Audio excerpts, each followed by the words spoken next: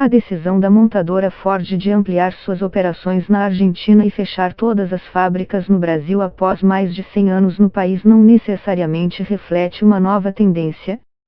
Os dois países, aliás, enfrentam problemas semelhantes que diminuem sua atratividade aos investimentos estrangeiros.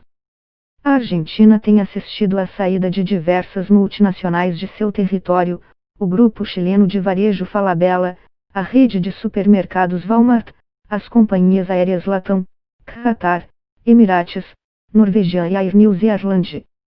As francesas Pierre Fabre, farmacêutica, e Saint-Gobain, que produzia para-brisas no país, a americana Scholte e a alemã BASF, que se dedicavam à área de revestimento automotivo, também anunciaram que deixariam a Argentina. No Brasil, além da Ford, a farmacêutica Roche divulgou em 2019 que encerraria suas operações no país até 2024. No fim do ano passado, a Mercedes-Benz informou que sairia do país, assim como a Sony, que se desfez da fábrica na Zona Franca de Manaus, onde estava há quase 50 anos. Ambos os países veem hoje suas respectivas economias bastante fragilizadas, e não apenas pelo impacto da pandemia de Covid-19, que fez o mundo mergulhar em uma recessão no início do ano passado. A situação na Argentina começou a se deteriorar em 2017, quando o Brasil ensaiava uma recuperação errática da recessão que se estendeu entre 2014 e 2016. Desde então, os argentinos têm convivido com desemprego elevado, inflação alta, aumento da pobreza e desequilíbrio das contas públicas.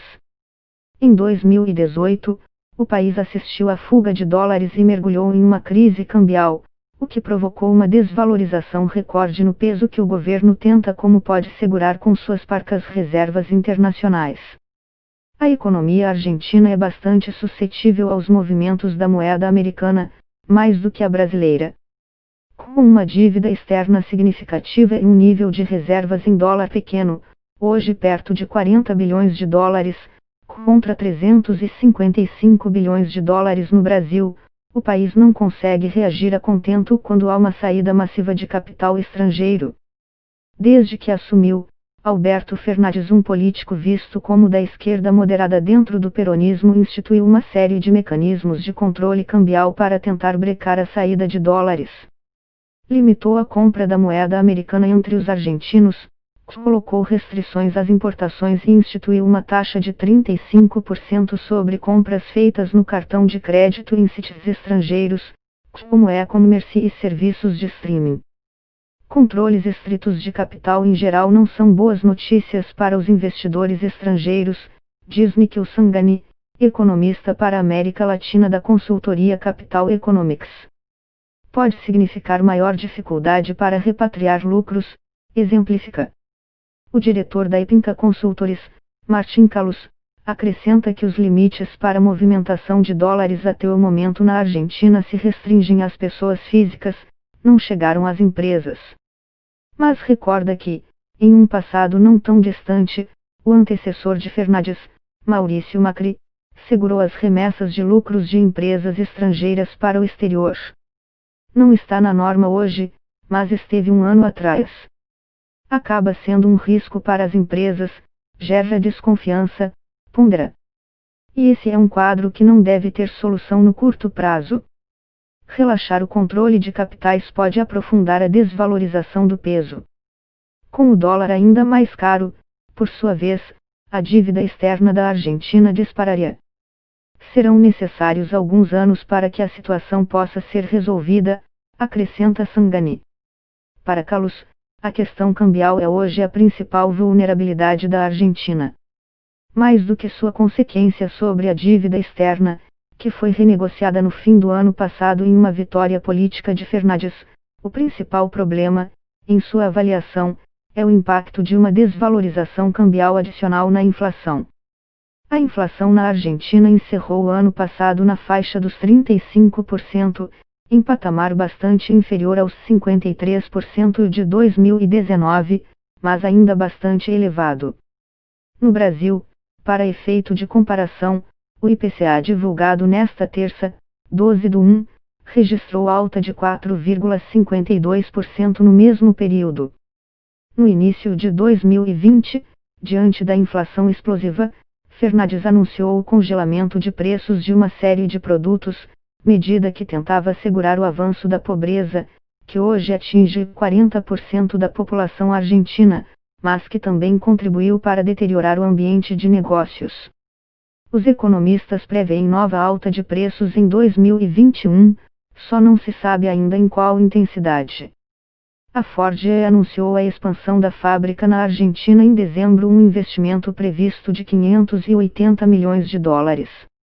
A montadora americana divide a sua produção entre Brasil e Argentina conforme o porte dos veículos produzidos. Enquanto a operação brasileira fabricava veículos leves, a Argentina estava encarregada de automóveis pesados, como a Ranger. Nos últimos anos, entretanto, o ambiente competitivo no setor automotivo vem passando por transformações profundas, diz Flávio Padovan, ex-CEO da Jaguar Land Rover e ex-diretor de operações da Ford no Brasil e na América do Sul. Há grandes movimentos na busca por sustentabilidade, de um lado, e sobrevivência, de outro, avalia ele, que hoje é sócio da MRD Consulting. Não existe mais aquele sentimento de posse. Hoje as montadoras vendem cada vez mais para empresas, como locadoras de automóveis, do que para indivíduos. Nesse cenário, a Ford optou por focar em um nicho, o das picapes, em vez de apostar no volume, em uma presença massiva no mercado. Como a Argentina já era referência na fabricação desses veículos, foi natural que ela mantivesse a operação, acrescenta Padovan.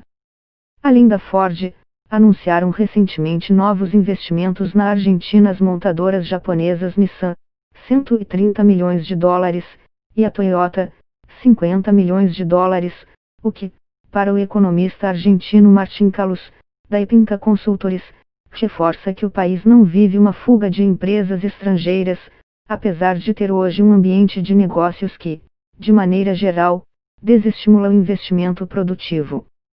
Vale lembrar que Brasil e Argentina têm um acordo para o comércio de veículos e peças pelo qual para cada 1,5 dólares exportado do Brasil para a Argentina, os argentinos podem enviar $1 aos brasileiros. Em 2019, os dois países assinaram um acordo que prevê o livre comércio de veículos e autopeças em 1º de julho de 2029.